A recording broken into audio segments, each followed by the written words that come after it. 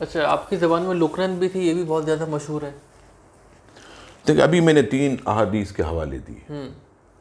جامع ترمذی 189، کنز الامال 20,948، ابن ماجہ 706. سرکار کیا فرماتے ہیں کہ بلال کی آواز صاف ہے اور بلند ہے، ان سے کہو اذان دے. البدایہ والنہایہ ابن کثیر میں والیوم 5 پیج 139 پر صحیح. لکھتے ہیں کہ جب مدینے میں اذان کا سلسلہ شروع ہوا تو حضرت بلال اور ابن ام مکتوم ہی تھے جو رسول اللہ صلی اللہ علیہ وسلم کے سامنے اذان دیا کرتے تھے. چنانچہ کبھی یہ اذان دیتے، کبھی وہ اذان دیتے.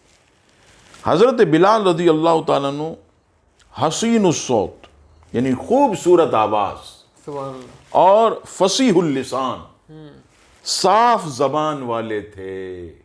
سبحان اللہ. اب یہ جو من گھڑت باتیں کی جاتی ہیں کہ زبان میں لکنت تھی، شکایت کی گئی کہ بلال رضی اللہ تعالیٰ عنہ اذان نہ دیں، یا رسول اللہ صلی اللہ علیہ وسلم انہیں روکیے، یہ کتنی من گھڑت بات ہے. اور میں نے تو آپ کے سامنے احادیث کے حوالے پیش کیے.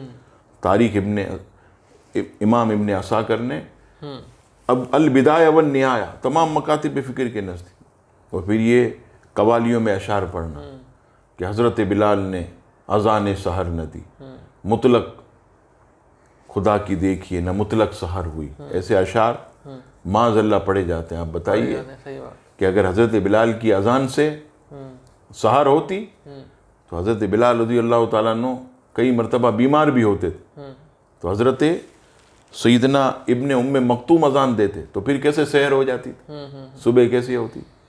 اور پھر حضور علیہ السلام کے وصال کے بعد حضرت بلال رضی اللہ تعالیٰ عنہ نے اذان دینا ہی ترک کر دی. اچھا، آپ شام چلے بہت زیادہ ہے کہ چھوڑ دی تھی آپ نے اذان. پھر اس وقت کیسے صبح ہوتی تھی، تو ایسی باتیں نہیں کرنی چاہیے.